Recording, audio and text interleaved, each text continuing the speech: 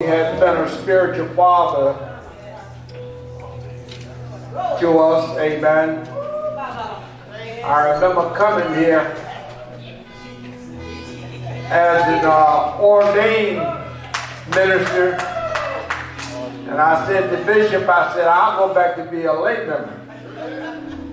Amen. Because I knew God had placed me somewhere that I needed to be.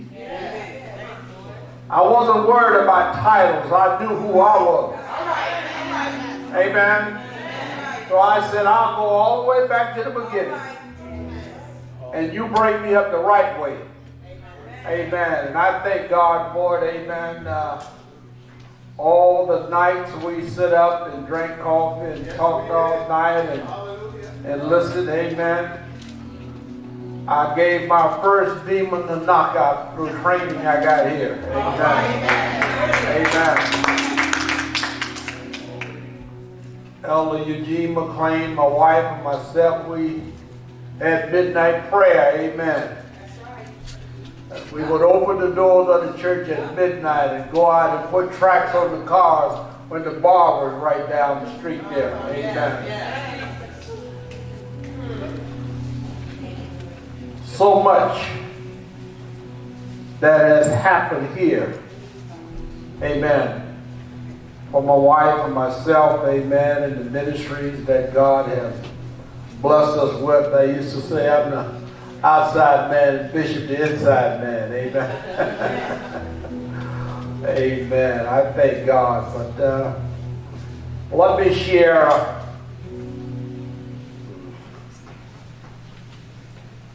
waking up one morning and remembering what God had showed me while I thought I was asleep. Amen. In this vision, Bishop and I was walking and talking, and God said, "This is my mighty man of valor. And I have called him to the office of an apostle." Amen. I don't know time frames. I just know what God has said. Amen. We continued to walk and laugh and talk. And then there was an alarm sound, like a big siren and all. And as we were walking, Bishop said, "There's trouble on the horizon." And I'm looking around because I didn't see anything. And all of a sudden we see all these people that was running toward us, like hundreds of people. And I couldn't figure out where the beach was, but there came a tidal wave. And it was coming at an extraordinary speed. It was coming. And Bishop looked and told the people, "You're going the wrong way. Let's go back this way," which seemed a little crazy to me as well, because that was the way the water was coming.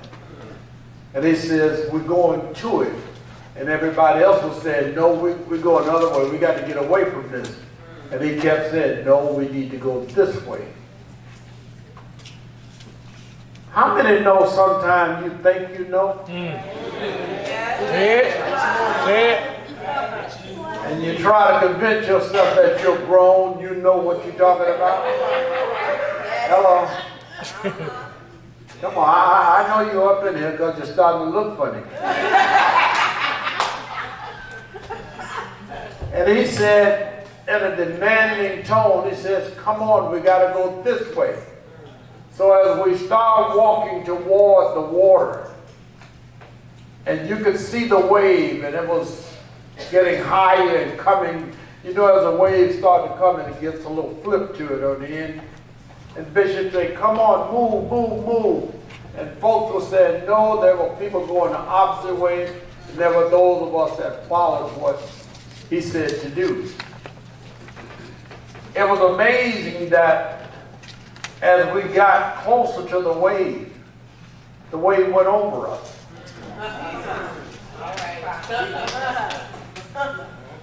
It seemed like we were going to drown. It seemed like this is the end. But we got there and we looked up, and it was amazing because you could see the water just going over. Those that were in the opposite direction was destroyed. But those that followed the man of God were saved. It gets confusing to you sometimes, but trust the man of God. Amen. Gets to the point that you think you got it figured out. You done talk to mama them and Pookie them and all of those them. Y'all know y'all got more than one pastor. Hello. Here's what get real with it, you. Because you call on a lot of other people before you call on this man of God. You look in a lot of other different directions before you look into what God has planted in your life. Amen. So you want to know what they say instead of what he says. God has put a voice for us. That's right. Amen. Amen. You didn't hear me. God has put a voice for you to listen to. Amen. Amen. Don't go the opposite way. Come on. Say it. Follow the instructions. And you shall survive. Amen. You shall survive. That's right. Amen. Amen. A lot of stuff we have encountered. Amen. I remember being in... I'm not letting him go that easy.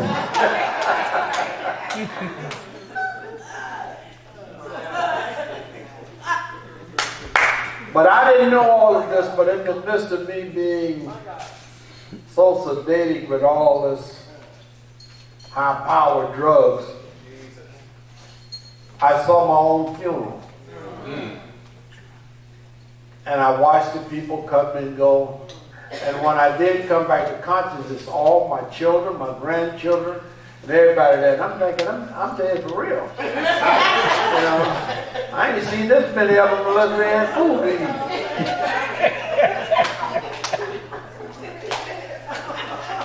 But God knows. Yes. Hello? Amen. God knows. Amen. How many are saved? You know you're saved. Amen. Some of y'all ain't got but 2 fingers up. So. I mean, you ain't all the way there yet.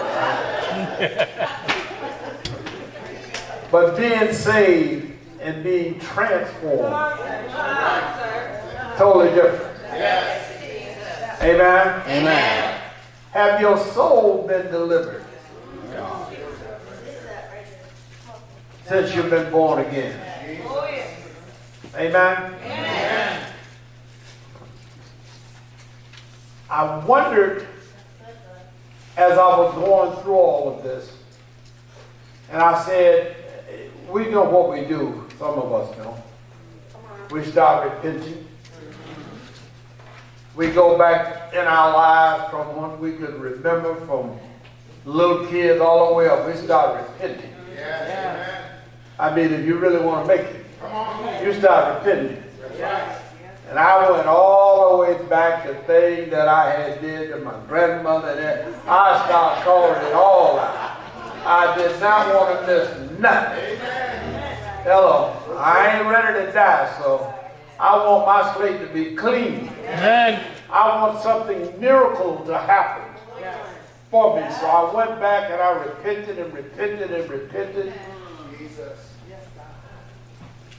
And laying there in the hospital and looking out the window, and I realized I wasn't crying. I wasn't really sad. Within me, I knew that it wasn't my time to die. All right. And I saw the enemy as we were looking at each other His face looked in the window and said, you will never leave here alive. Hello. And I said, no, you're lying. I don't sense that. Hello. The enemy comes to bring a fear factor into our life.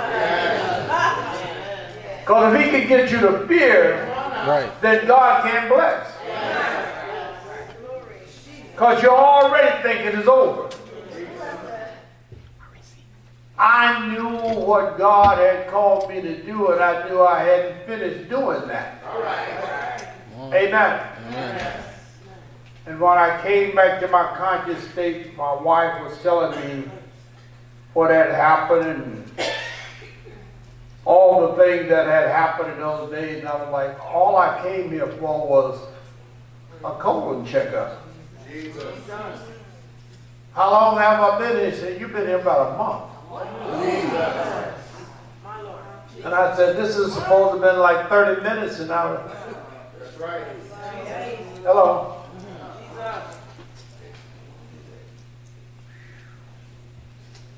It's just impossible that I thought, how could this be happening to me? Right. All right. Y'all know how you look at it. This ain't supposed to happen to me. God, why?